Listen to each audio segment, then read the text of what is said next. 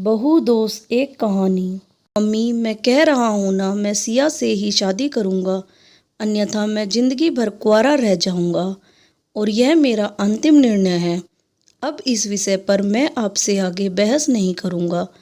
तभी अभिनव की मम्मी रमा जी ने कहा, बेटा तू समझता क्यों नहीं है? हमने तेरे सामने सिया की जन्म कुंडली पंडित जी को दिखाई थी ना, और उन्होंने सिया की कुंडली में मांगलिक दोष बताया है। अब तू बता, सब कुछ पता होते हुए हम तेरी शादी एक मांगलिक लड़की से कैसे कर दे?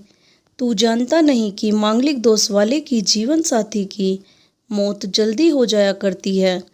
इसलिए तुझे मैं समझा रही हूँ, तू भूल जा सिया को।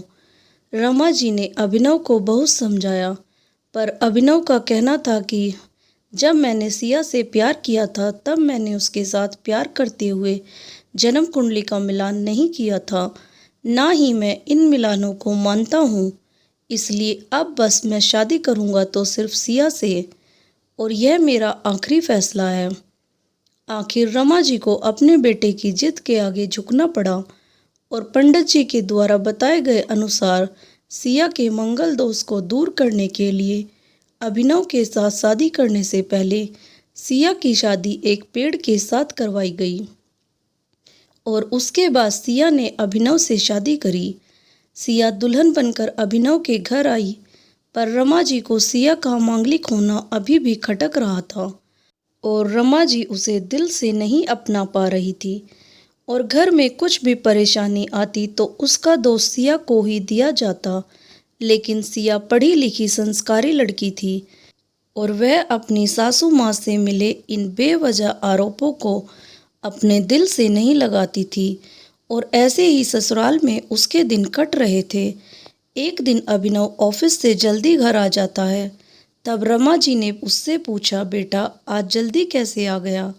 तब उसने बताया, माँ आज सुबह से ही सिर दर्द और बहुत कमजोरी आ रही है, इसलिए ऑफिस में काम करने की हिम्मत ही नहीं हुई मेरी।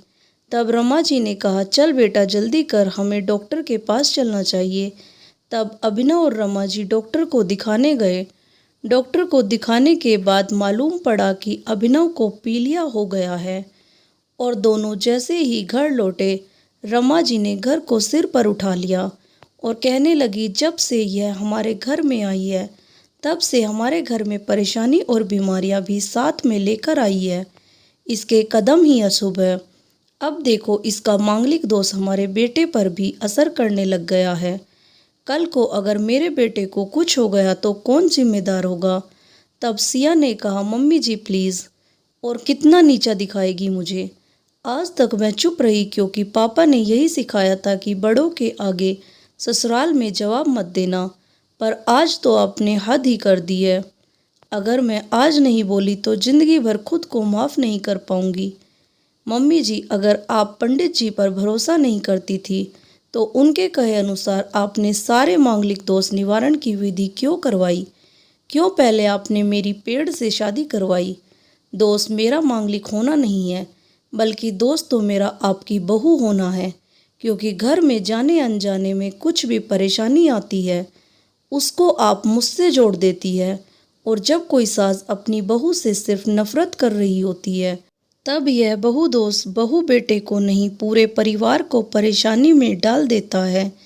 और इस बहू दोष से मुक्ति भी सिर्फ सास ही दिलवा सकती है। बहू को अपनी बहू माने, उसे दिल से अपनाए, उसे भी सम्मान दे और यह महसूस कराए कि वह भी इस परिवार का सदस्य है। नहीं तो बहू दोष मांगलिक दोष से भी ज़्यादा पीड़ादायक हो जाता है। सिया की कही हुई बातें रमा जी के दिल को झकझोर रही थी और उन्हें मन ही मन पश्चाताप भी हो रहा था। उस समय उन्होंने सिया को कुछ भी नहीं कहा। थोड़े दिन बाद अभिनव बिल्कुल ठीक हो गया और ऑफिस जाने लगा और 1 महीने बाद अभिनव की सैलरी भी बढ़ गई। तब उसने घर आकर इसका श्रेय सिया को दिया तो रमा जी बोली, हाँ सही है बेटा, तू तो सारा श्रेय बहू को ही देगा। तेरी माँ का आशीर्वाद भी तो तेरी प्रगति के पीछे रहता है तेरे साथ। तू तो मुझे श्रेय देना ही भूल गया। तब अभिनव ने कहा, माँ इस बार सिया का मांगलिक दोष मुझ पर और मेरी तरक्की पर नहीं लगा, और माँ, जब हम बुरी परेशानियों का श्रेय सिया को देते हैं तो अच्छे कामों का श्रेय भी तो सिया को ही देना चाहिए, तो इसलिए आज का सारा श्रेय सिया को जाता है। अभिनव ने हंसते हुए कहा। तब सिया बोली, अभिनव, तो क्या तुम भी मुझे ऐसा समझते हो? तब अभिनव ने कहा, नहीं सिया, बिल्कुल नहीं, बल्कि मैं तो माँ को यह समझाना चाह रहा हूँ कि सुख दुख हमारे जीवन का हिस्सा है और कभी जीवन में खुशियाँ आती है तो कभी गम भी आते हैं।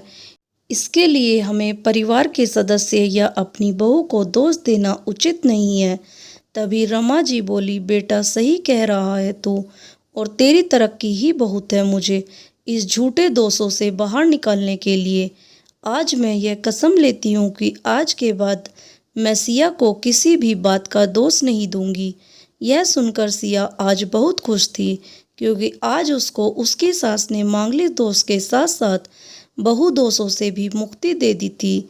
दोस्तों, आपको ये कहानी अच्छी लगी तो कहानी को लाइक करें और मेरे चैनल को सब्सक्राइब करना ना भूलें। धन्यवाद। राधे राधे।